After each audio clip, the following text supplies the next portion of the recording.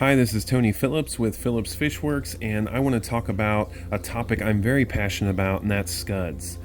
These little amphipods. As most of you know, if you've been to my website or seen any of my other videos, I love scuds. I have a lot of scuds for sale in different forms, different microfauna kits or packages or bags, scud balls, bag of bugs, bag of leaves. All these quote-unquote products, they all come with scuds. And if you want to introduce scuds into your aquarium or are interested in culturing scuds, any one of those is going to really get you started with a decent amount that can start a thriving population. But a question I get regularly, definitely many times a week, sometimes more than once a day, is are scuds and shrimp able to be kept together? Will my scuds eat my baby shrimp? That seems to be the biggest concern with having scuds in an aquarium. Are these scuds going to eat all my plants? Are they going to eat all my baby shrimp? And really, I'm a little disappointed with the amount of videos that blow this stuff way out of proportion. So much information, especially on YouTube and out there in any of these kind of fish communities, so much information is secondhand information that's not really verified or not direct experience from the person telling that information. And a lot of the information that they're passing along, especially about scuds and how, the realistic possibility of scuds eating all your shrimp and the baby shrimp and eating all your plants, most of that information, again, is secondhand. It's not a direct experience of the person saying it, so they're not really qualified to speak about scuds. Now, I have a lot of aquariums. I have many aquariums in this fish room. I have a 1,000-gallon barrel system that I grow fish in, I grow plants in, I grow lots of scuds and shrimp in. I only grow scuds and shrimp together because I have scuds in every single tank. I put scuds intentionally in every single tank. Look at these swordtails flying around. Little side note, this is a 55, you're looking in the end of a 55-gallon aquarium.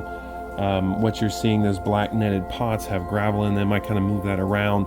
Behind that's like 3 feet of hornwort all the way to the end of it and deep. And then I've got some stem plants up front here. And these swordtails and mixed guppies is kind of what you're looking at. Back to scuds. I'm passionate about scuds, and I've grown millions of scuds and sold thousands of shrimp, and they're always grown together. Now, is there a possibility? So here's what people say.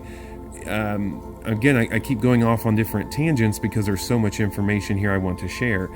So the story goes, if you have scuds with shrimp, especially like a female scud, after she drops her babies, she's going to need a lot of protein, and she's going to just, especially at night, pillage and eat all of your baby shrimp. I think I heard in some video that a scud can eat 30 or 40 baby shrimp a night.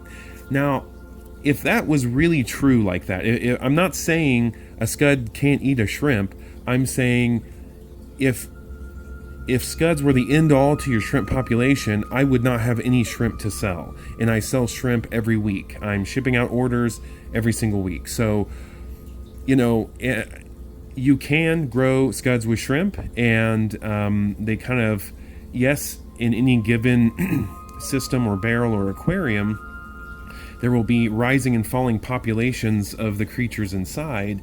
So sometimes it can, sometimes your scud population is on the rise and the shrimp population's on the fall, and that can be interpreted as all of my scuds are eating the baby shrimp. Is that actually what you're witnessing? Is that really what's happening? I'm not asking you if you've ever seen a scud eat a baby shrimp, because I'm sure that's happened and can happen. But is that really what's happening? Is that really the fault? Or do you just have unrealistic expectations for living creatures? That's another topic I'm passionate about. And not to get on another side tangent, but I'm in that kind of a mood today. The unrealistic and unfair expectations we place on these animals, it's insane. Some people really feel like if that female shrimp has 40 eggs inside, they're expecting 40 little baby shrimp, maybe 38, because they understand something can happen, but you don't really understand the variables involved in getting from egg to shrimplet to, so on. Lots of things can happen, and there's nothing wrong with some of those little baby shrimplets being a nutritious snack for a larger creature. There's nothing wrong with that. It's great snack, great nutritious food for your fish. There are scuds in this tank you're looking in, and part of those black netted pots with gravel is to provide safe habitat to grow those scuds, so that the babies and adults, as some of them venture out, they get eaten up by some of these fish. That's the idea. Well, I also have a population of cherry shrimp growing in here. Same concept. The shrimp love that gravel, love those netted pots. They can hide. There's a massive wall of hornwort on the other side, so I can get a good population of cherry shrimp going in here, or Neocaridina shrimp. I don't really want to call them cherry shrimp because they're not all red, because I don't cull for color.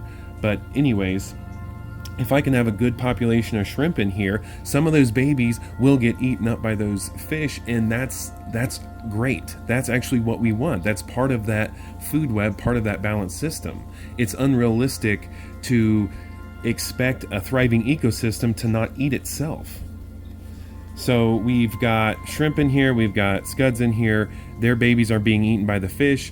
If some of those little shrimplets somehow get eaten by a big monster scud, that's okay too, but I'm telling you, it's not really happening on any kind of scale level. There may be a situation specific in someone's house with their specific aquarium that led to lots of their baby shrimp being eaten by scuds. That's possible, but that's circumstantial, and when they present that information as if that's factual for everyone, that's misleading. And if they're a popular channel that's reaching lots of audience, or lots of people, a big audience, that's shaping or forming opinions based off of circumstantial information that is not going to be true for most everyone. So your scud population, especially if you have fish, is not going to reach any kind of level that's going to be able to stop or slow down your shrimp population. Now, in a shrimp-only tank with no fish, you will get larger populations of scuds growing, but again, they're not going to stop or I can't speak. Here's my experience with shrimp-only scud tanks. I have lots of those as well. I had a 40-gallon breeder. It had a huge population of scuds in it, and it had a growing population of cherry shrimp, and their populations kind of teeter-tottered up and down. And is that because of food competition? Is that because, the scuds were eating the baby shrimp? I mean, there's a lot of factors there. It's not always easy to understand or make a real clear-cut decision based off of your observation. Even if you've been doing it a while, sometimes our observations are very skewed because of our expectations of the result. That's a deeper thing with all of life's decisions and everything going on. But in our aquarium, it's especially true. Sometimes our observations are misled by expectations. So again, I'm going off on a lot of tangents, and I don't want this to be crazy long, and it's already getting too long. But we have lots of unrealistic expectations on our animals. We have lots of misinterpreted observations, and that's okay too. But when that forces you to make reactions and drastic changes, that's where you can get into trouble. One more thing about scuds. Again, I only raise scuds and shrimp together. That's how I bought them. My brood stock came from a fish farm in Texas, Goliad Farms. They have 3 monster greenhouses, I think 75,000+ gallons of water, and they have scuds in the entire system. They don't have a barrel that doesn't have scuds in it, and they have their shrimp breeding barrels, their scud breeding barrels, but scuds are actually everywhere. So they polyculture their shrimp and fish and scuds. Everything's kind of together, and yes, in certain barrels, and I find that true here with certain aquariums and certain barrels in my fish breeding system, Different organisms rise higher and lower at different times, but overall, I always have thriving shrimp population, thriving scud populations, thriving fish populations. Everything's always growing. I'm not really concerned about the actions of one single little individual and how, overall what's happening. Overall, what's the experience? Is this a kind of a balanced system, or is it a monoculture that we're really having to watch and pick and sort out things? When you've got to closely manage every single little relationship in an aquarium, that's very tedious. It's not even realistic or possible, but when you think that's what's happening, or when you think you're able to do those, you get tired of that very quickly. Let Mother Nature do her thing. Scuds and shrimp can very easily coexist together. Scuds can coexist with plants. But let's not forget the role the fish play in the system. The fish are just as involved as the scuds and the shrimp in this food web or ecosystem.